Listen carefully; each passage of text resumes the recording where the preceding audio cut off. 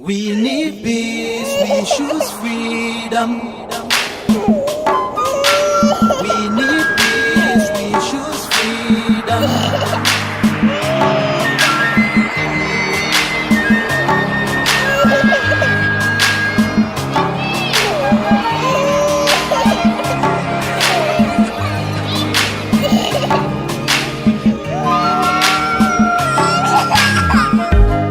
There was a nation living in peace and unity.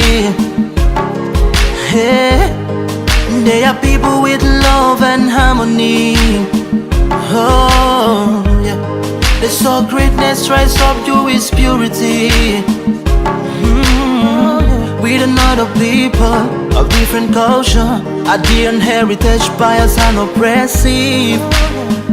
Oh, I see. A nation from trigger of Africa, rising with strength and might and power.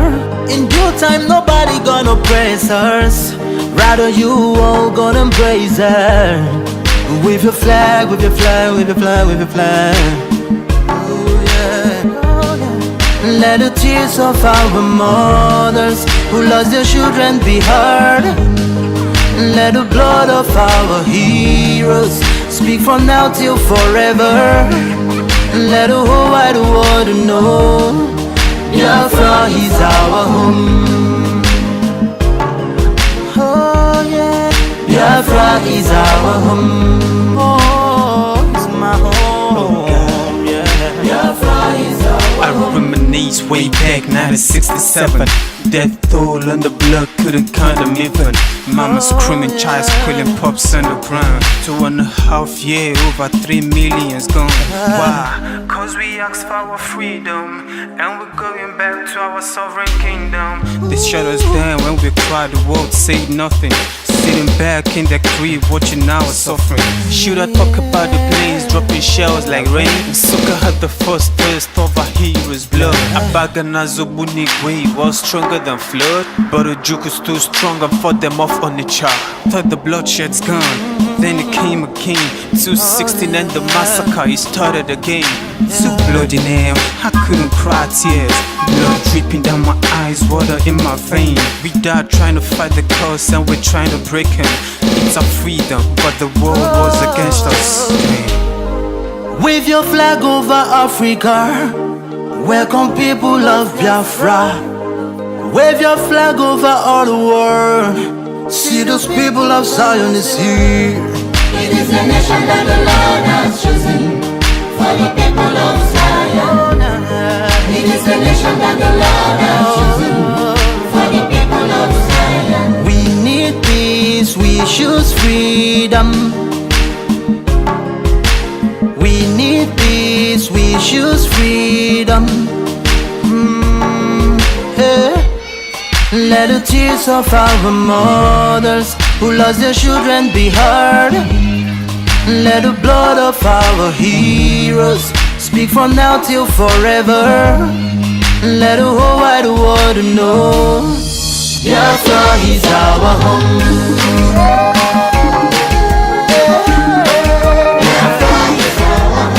I see the rising sun from Africa. Oh, this is a sign of victory. Oh, yeah. I see future in Africa. Oh, yeah. People of Biafra. See, I shining on the wall. Oh, yeah.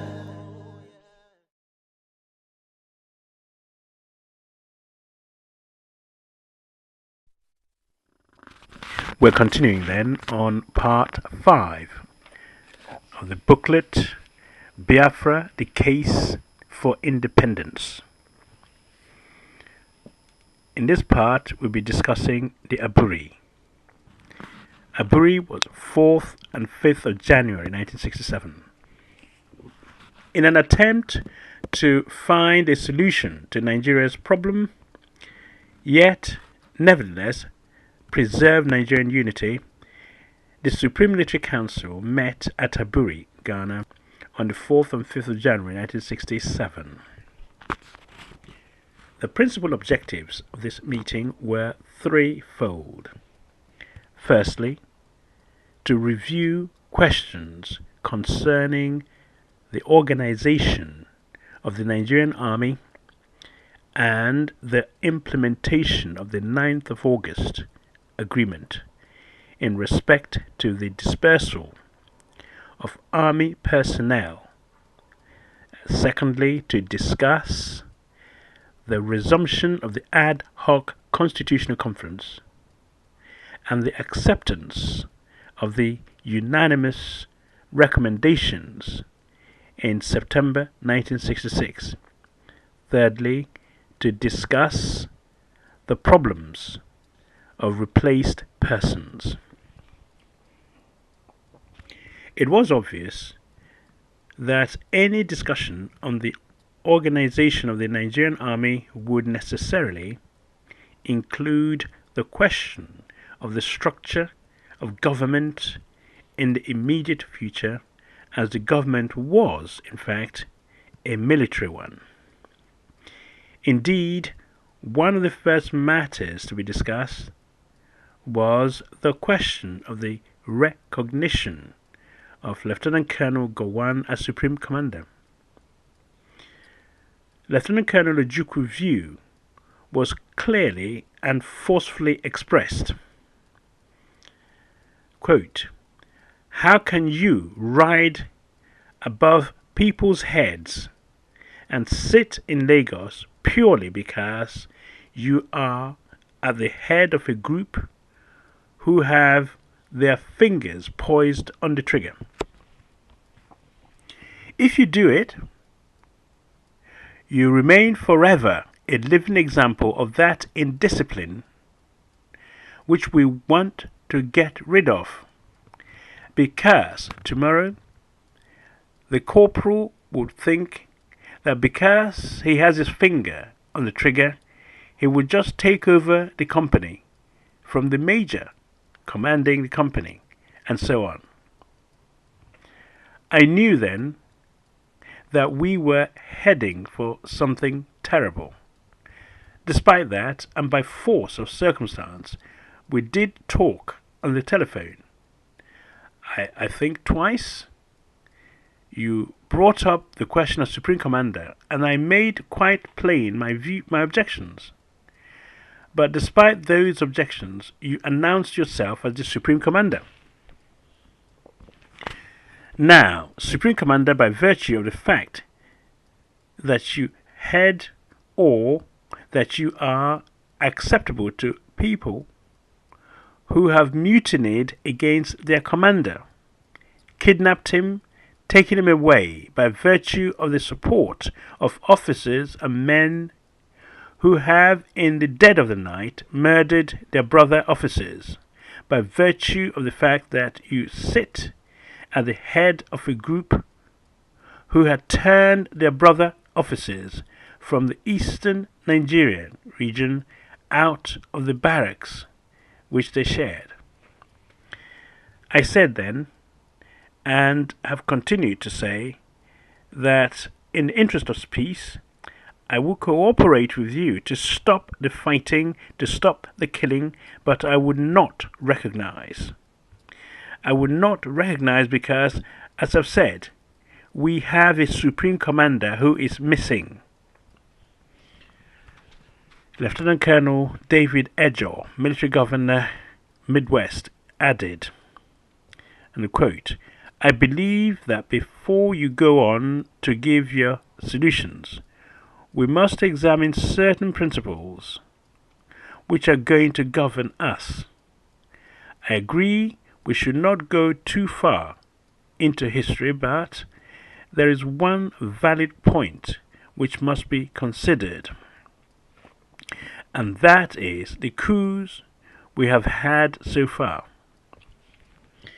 The 15th January one was a failure, and the army came in to correct it. The one of the 29th of July, I personally believe, was a mutiny to start with. But it has now turned out to be a coup, so that if it is a coup, we have to ask ourselves, is it a successful coup or a partial one?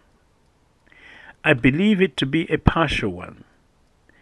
That is, it is not a fully successful one, in which case, and of course, this is the main point which have brought us here, trying to negotiate as opposed to receiving orders from the commander.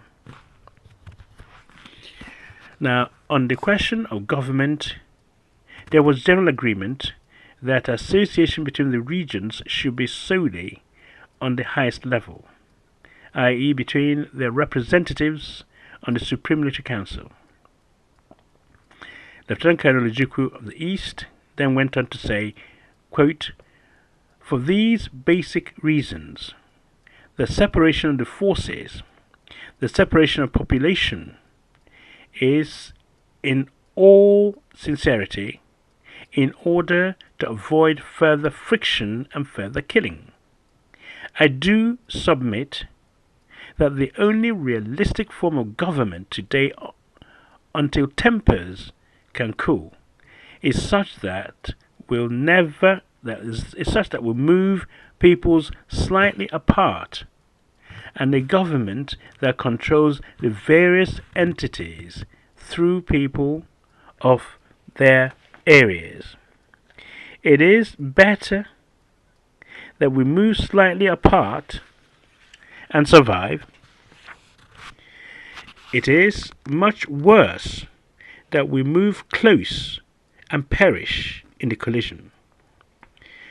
Therefore, I say, no single one person today in Nigeria can command the entire loyalty of the people of Nigeria.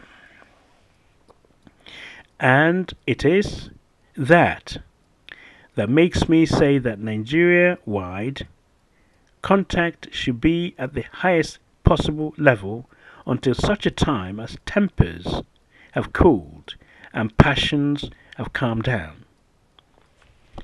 Then Lieutenant Colonel Hassan Katsina from the north went on to say, and I quote, "But all the same, I agree that whatever form of association we are to discuss has to be at the top level. But to make me believe that tomorrow a northern soldier will stay in the same barracks within the next few months with an eastern soldier is something that is not there." Close quotation. Then Lieutenant Colonel David Edger of the Midwest had this to say: "The salient point which we want to consider is that since there is no one person, as has been mentioned, that has the absolute control of the armed forces, it is now difficult for us to attempt to accept one authority, and I think it is the main point which Emeka, that's bracket Lieutenant Colonel Ojukwu, was trying to make.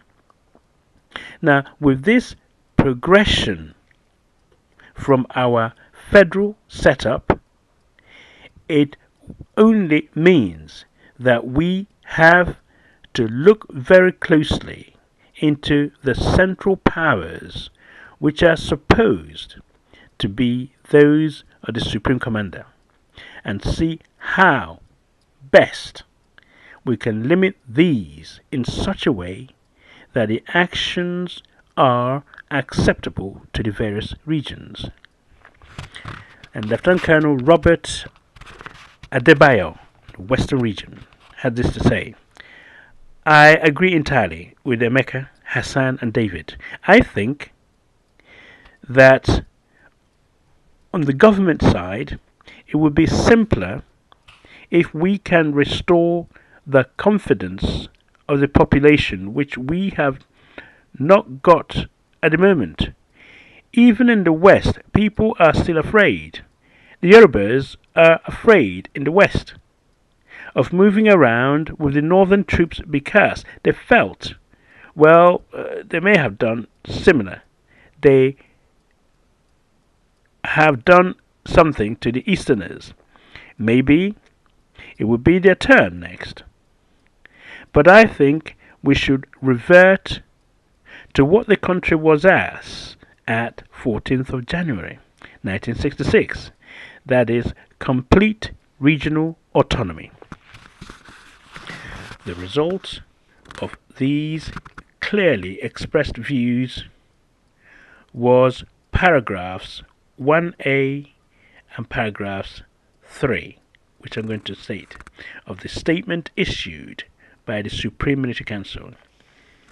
1 states that the Supreme Military Council, now meeting in Ghana, has agreed on the following reorganization of the army. A. The army is to be governed by the Supreme Military Council, the chairman of which will be known as Commander-in-Chief and head of the federal military government. Number 3, we'll come to 2 later. Number 3 states that any decision affecting the whole country must be determined by the Supreme Military Council. And where a meeting is not possible, such a matter must be referred to military governors for comment and concurrence. Then the constitutional significance of this agreement is that it purports a political association between the regions on confederal lines. Indeed, the significance of the Aburi Agreement was not lost to the permanent secretaries of the federal government, who on the 20th of January 1967 submitted their comments, quote unquote, on the Accra decision of the meeting of the Supreme Military Council, stating inter alia, 2 paragraph A, the title Commander-in-Chief. Objections are raised to the use of Commander-in-Chief, which the Accra meeting agreed should be the new title for the chairman of the Supreme Military Council and head of the federal military government, on the grounds that 1. It would be a subtle way of either abolishing the post of Supreme Commander or declaring it vacant, to be filled by the unanimous decisions of the Supreme Military Council. If the latter, there would be considerable instability caused by political and military maneuvers to fill the post. Secondly, the Accra decision transfers the executive authority of the federal military government from the head of the federal military government and Supreme Commander, in accordance with Decree Number 1, to the Supreme Military Council. The implication of this is that the Commander-in-Chief would have no powers of control or dismissal over the military governors, a situation which is incompatible with military administration. 2b states that establishment of military headquarters, it is considered 1. That the establishment of military headquarters with equal representation from the regions headed by a chief of staff amounts to confederation. It then went on to say that it is evident from the sequence of events, namely A. the decisions at Aburi, B. the statements of the Supreme Military Council issued after Aburi, and thirdly, the reaction of the federal permanent secretaries that the power of government had in fact devolved upon the Supreme Military Council, each member of which had the power to exercise a veto on decisions affecting the whole country. In short, regional autonomy was established to the extent that the military governor of a region could prevent the central government encroaching on matters affecting his region.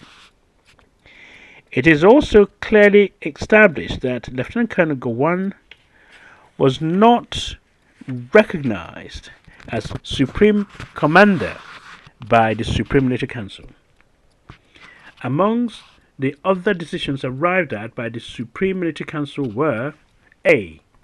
That a committee should be set up to look into the problems of the rehabilitation of displaced persons and the recovery of their property. Secondly, or B, that staff and employees of governments and statutory corporations who had had to leave their posts as a result of the disturbances should continue to be paid their full salaries up to the 31st of December 1967. That, thirdly, C, that the ad hoc committee of the constitutional feature of the country should be resumed as soon as possible. These decisions suffered the same fate as the decision of the Supreme Military Council to adopt what was tantamount to a confederal system of government. They were repudiated by Gowon at the instigation of the federal civil servants, whose advice was expressed in the following terms. 9E. The decision that displaced persons should continue to receive their salary till the end of March 1967 should be reconsidered for economic reasons. And 9G. The ad hoc constitutional conference should stand adjourned indefinitely, and the immediate political program announced by the Supreme Commander to the nation on the 30th of November 1966 should be implemented. Thank you.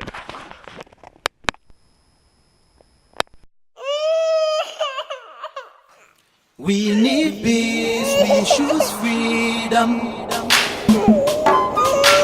We need peace, we choose freedom.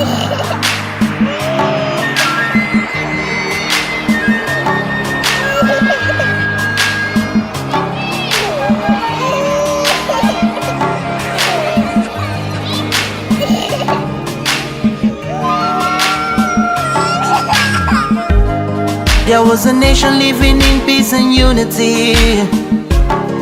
Hey, there are people with love and harmony. Oh, yeah. They saw greatness rise up to its purity.